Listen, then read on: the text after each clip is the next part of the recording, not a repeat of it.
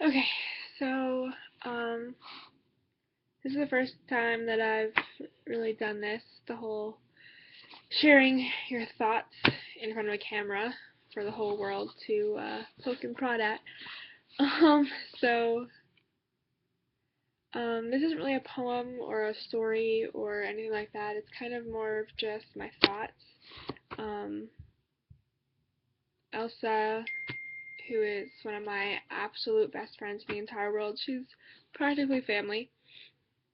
Um, we have this thing where one of us will, for some reason, start saying something poetic, and the other one will come back with something poetic, and it'll escalate and turn into this thinking session of contemplating the meaning of the universe.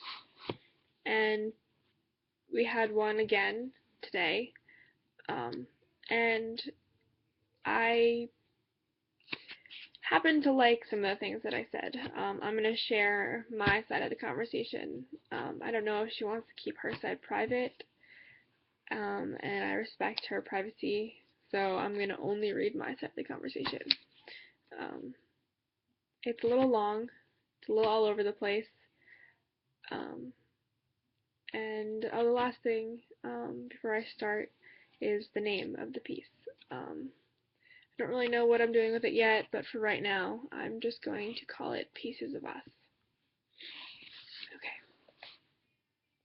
I've been thinking a lot about repercussions and remnants. People always want to accomplish something that survives them, so they are remembered forever, but nothing is remembered forever because nothing is ever forgotten.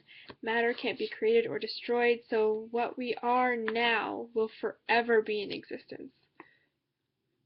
Our souls don't just dissipate. They become a part of something new. Our aura expands to fill the new space it inhabits, which is the universe.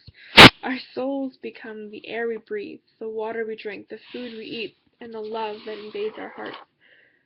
After we are done in this life, we decompose to our elements and we become the essence of someone else's life. That is why I believe introverts are so happy being alone. Some people are more in tune with the echoes. When alone in the subtle silence, we can feel the souls pass through our bodies, giving us energy. We can hear the ripple of voices no one has heard for centuries. They comfort us and save us in our most lonely of times, but sometimes they leave. They come together to remember who they once were and who they are still trying to be, and that is when we feel that crushing loneliness. When everyone, in every plane of existence, has left us, if even for a moment. Some people feel connected to the grass or the trees, the rain or the sun, because we feel pieces of ourselves lost in them. Little remembrances of who we once were, and pieces of who we one day will be. We spend our entire lives searching for something, always needing somewhere to go, something to reach for, someone to become.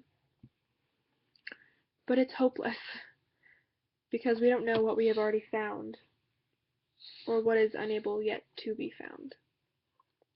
The words get caught in our throat because we are our own greatest mystery.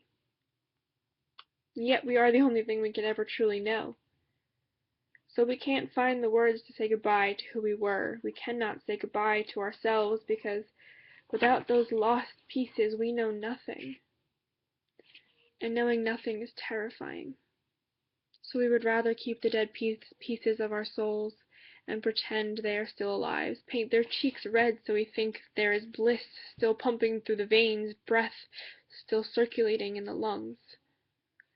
We would prop the pieces up behind the window, pretending it was a mirror showing us a reflection of who we are, instead of a picture of who we used to be. But the one thing we can never find a piece of is who we will one day become. We etch apologies into our bones, wearing them under our skin, hoping no one will see the pools of blood writing out our flaws through the muscles and tissue. But our eyes cry tears of poetry, and our mouths spill operas of forgotten sorrows, so we hold ourselves a little tighter. We beg our friends to hug us like a tub of cement, holding all our crumbling pieces together. We hope they feel the stories we have carved into ourselves under the serenity of the moon, when we choke back tears of happiness as we realize what we have done. We hope they will recognize our cry for help and our lament of loneliness. And most of all, we pray, we beg, we hope that some of our broken pieces will stick to their broken pieces, and we won't be so broken anymore.